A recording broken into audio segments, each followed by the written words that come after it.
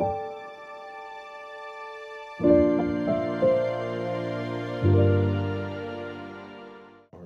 so what am I searching for? You. That's what you're looking for. You. Do you want to know something? Do you want to find out what the best story ever told is? The story of you. Yes, you. Are you interested? Would you like to know more? You're a man looking at the world through a keyhole, and you've spent your whole life trying to widen that keyhole, to see more, to know more. And now, on hearing that it can be widened in ways you can't imagine, you reject the possibility. No, I reject it because I do not believe in fairy tales about chakras or energy or the power of belief. There is no such thing as spirit. We are made of matter and nothing more. You're just another tiny, momentary speck within an indifferent universe. You think too little of yourself. Oh, you think you see through me, do you? Well, you don't. But I see through you!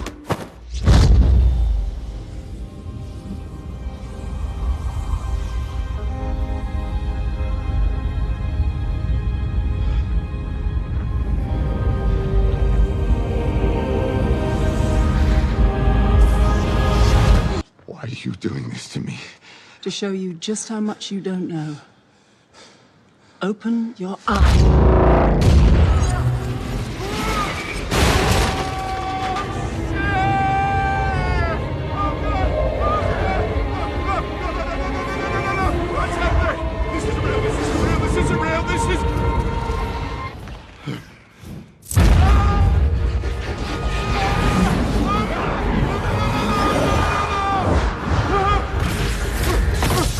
His heart rate is getting dangerously high.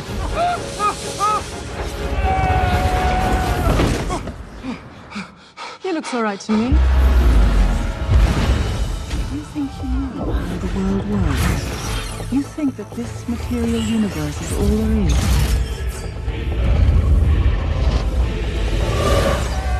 What is real? What mysteries lie beyond the reach of your senses? At the root of existence, mind and matter meet. Thoughts shape reality.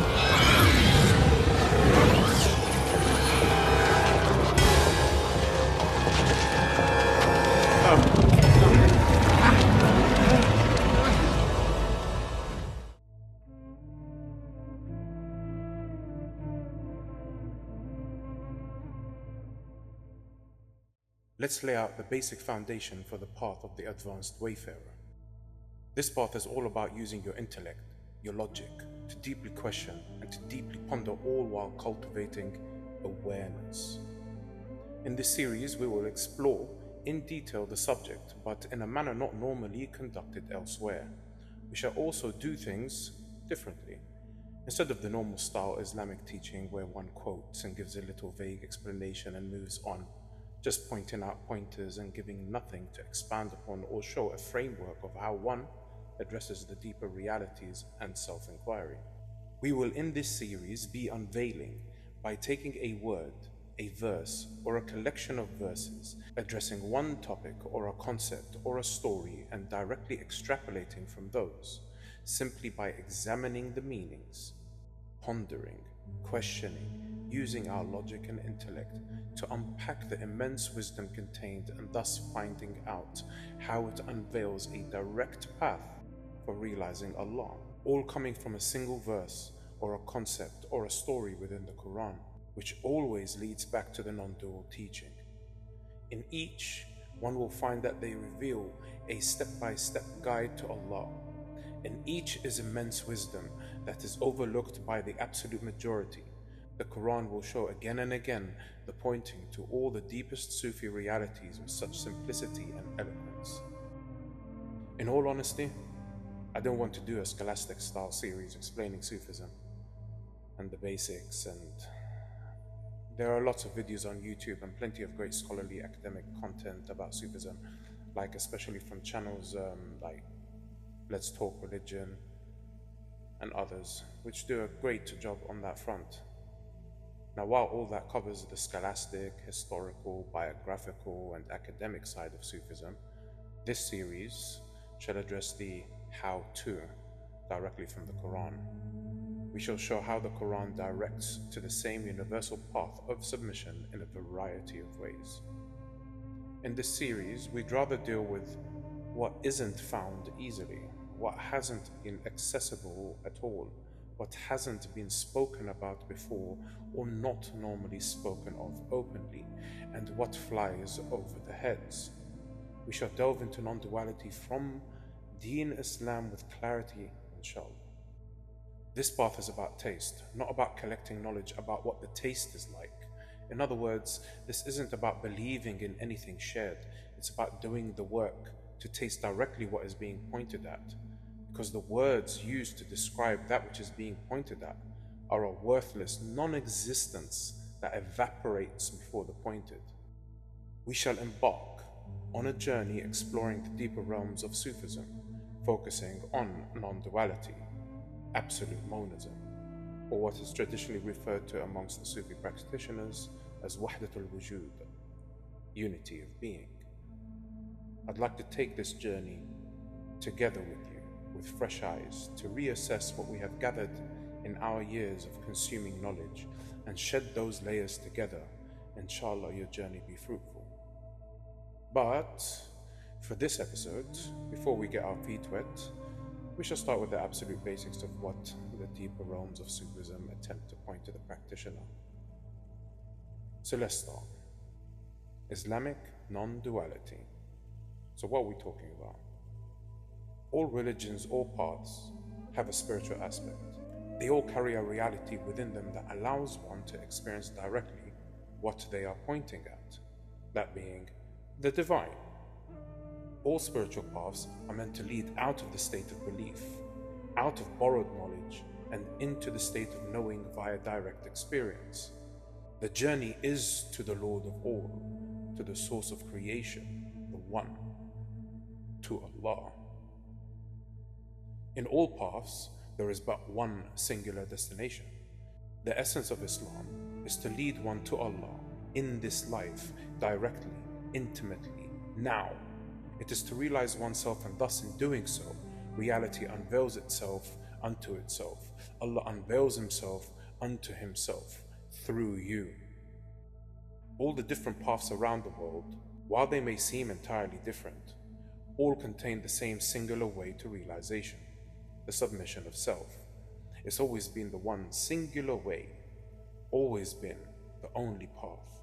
Yet it has infinite flavors of expression, called by many names, expressed in different cultures and languages in many different ways. The one path is expressed in infinite ways. Every one of you is a different expression, and in your path to submission of self is a journey unique only to you, written for you, specially made for you. It's truly the best story ever created, made out of pure love, all for you, and that story is one. To realize and witness this story directly, you must know you. You must realize you and submit you. That is the journey in a nutshell. I suppose let's get the easily accessible scholastic definitions out of the way. What is Islamic non-duality? Non-duality refers to a reality within Islam that emphasizes the unity of all existence and the interconnectedness of the divine and reality as a whole. This idea is often explored within Sufism, which is the mystical part of Islam. Unity of being, wahdatul wujud, a fundamental concept in Sufi philosophy that suggests that there is no separation between the creator and creation. Everything that exists is a manifestation of the divine. This idea posits that there is a single reality, with all distinctions being ultimately illusory. The nature of God. In Islamic thought, Allah is often described as being beyond human comprehension and existing in a manner that transcends dualities such as self and other, sacred and profane. Understanding God involves recognizing this transcendence and the unity of all existence. Self-realization. Sufism encourages the path towards self-awareness and enlightenment, emphasizing that realizing the true nature of oneself leads to understanding the unity with the divine. This journey often involves spiritual practices such as prayer, meditation, dhikr, and contemplation, tafakkur. Interconnectedness. Islamic non-duality promotes the understanding that all beings are interconnected.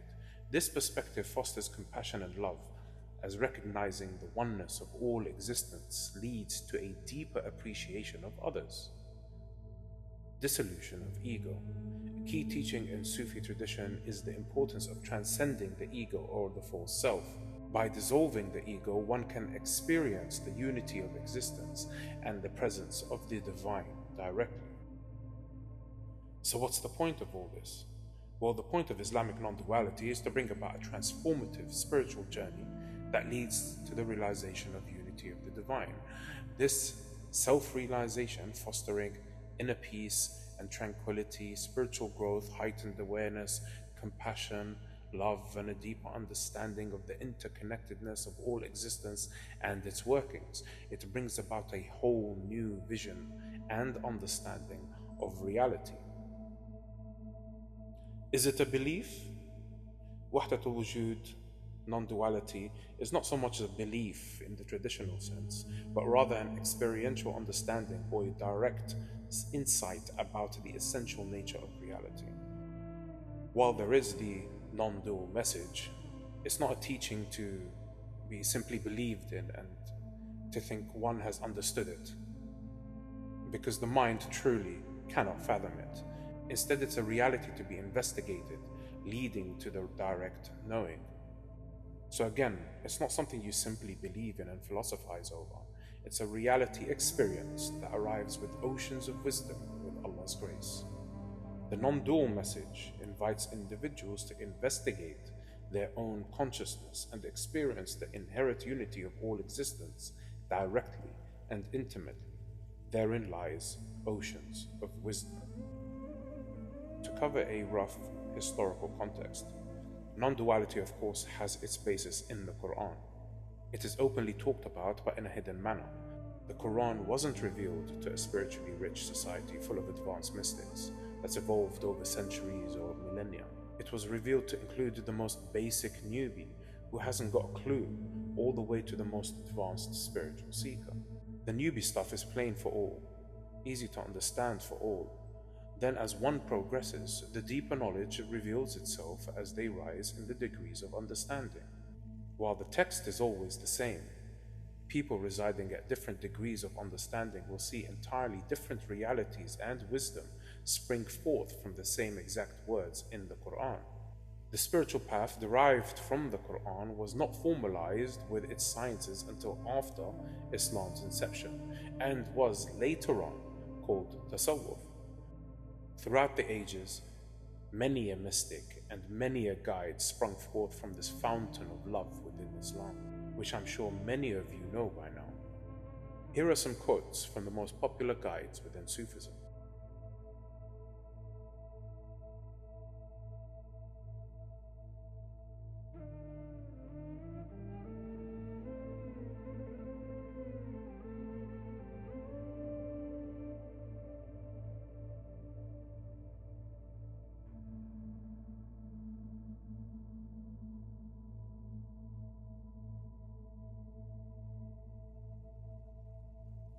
According to our deen, Islam has been since the first man. It's been the way since mankind set foot on earth.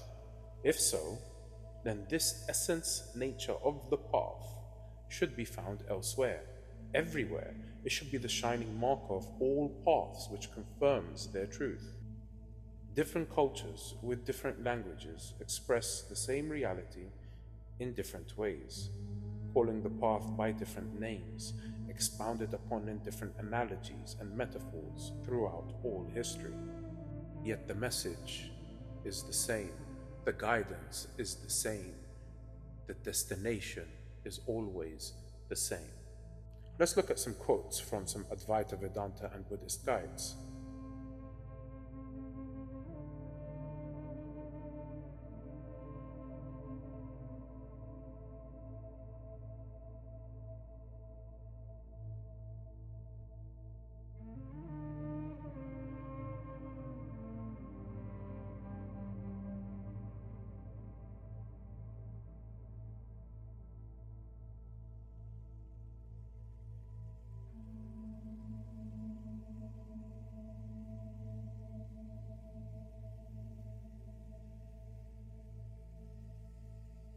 Now here, we have a basic comparison of certain terminology of states between Sufism, Advaita, and Buddhism. Fana, annihilation, refers to the dissolution or annihilation of the self in the presence of the divine.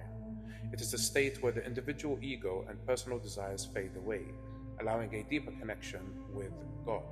Fana is often understood as the loss of one's identity in the overwhelming presence of God's love and majesty. Baka. On the other hand, this is the state of living in sustained communion with God after experiencing Fana. It represents the survival and continuation of spiritual awareness, where the person remains conscious of God's presence in every aspect of life, integrating this awareness fully into their daily existence. In Buddhism, the concept of nirvana can be compared to Fana, in the sense that it involves the cessation of the ego and desires. Nirvana represents the extinguishing of the fires of ignorance, desire, and aversion, leading to liberation from the cycle of birth and rebirth, samsara. The ongoing state of awareness and enlightenment after achieving nirvana can be somewhat likened to baka, in terms of maintaining an enlightened existence after the initial breakthrough. In Hinduism, moksha is the Hindu concept similar to nirvana, signifying liberation from the cycle of samsara and realizing one's unity with the Brahman, the ultimate reality. Moksha, like Fana, involves transcending the individual self. The sustained state of unity with the divine or the ultimate consciousness, which aligns more closely with Baka, is the enduring realization of one's unity with Brahman in everyday life. These are the same realities being pointed to, the indescribable being described. The path has been one since day one. This inner path is for those who have a deep yearning, who ponder deeply, who have burning questions that scholars cannot answer. They simply cannot even conceive of those deeper questions you may have, thus leaving you lonely in this journey, having no clue where to go. This series is not really aimed at beginners. It by all means can be taken in by all people, but this series shall be molded as a catalyst for the more advanced students. Regardless, the catalyst will work as triggers for moments of realization, which affects each person in accordance to their level. Important key factors for this journey. Intention: to reach Allah, Him alone, not for rewards, not for heaven, not looking for afterlife, Him now. Sincerity in all that you do, in your intention and action. Love towards all creation and in one's action. Deep pondering upon what knowledge one has already learned. Awareness, consistent observation of the mind self, noticing patterns and how they arise and disappear. In the observation is the disconnection. Cultivate this. Remove literalism and unpack the analogies. In literalism, one misses the wisdom. What is being described cannot be taken literally because it creates veils. So in one's literalism, one misses the entire message, asking why there is no light when you've bricked up the windows. On a basic level, those are your foundational keys. Time is in control of your journey, up until time has no control of one's knowing. This is not a weekend's practice, and then it's done. But it can happen instantly at any moment.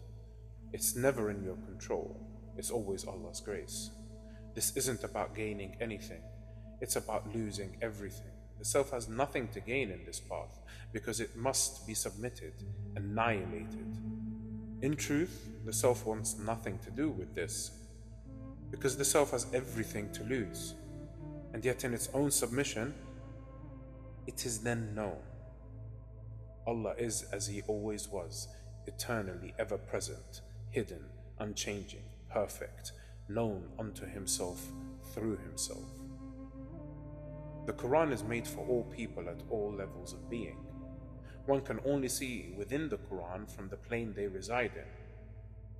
Non-duality is explained in the Quran, hidden in plain sight for those who have eyes to see. We shall get into the little bits in the rest of the series extrapolating the non-dual message directly from the Quran. The pointers are all there. The pointing and what is being pointed at are not the same. That is the journey one takes to realize haqq, truth. Deep pondering upon the pointers is the catalyst. The mind cannot and will not figure it out. The answer only comes from Allah. But you must take that step towards shedding and understanding. Only then does grace come with all the bells and the whistles. Well then, how do you reach Allah? How does one reach this annihilation? What does that entail? What is the self? How do I realize this self? What is the step-by-step process? How long does this take? How do I know there is progress? How, what? We shall get there. Just remember, this isn't a 1-second journey, although it can be. It is a journey that can take decades. So have patience and stop running around like a headless chicken. Relax.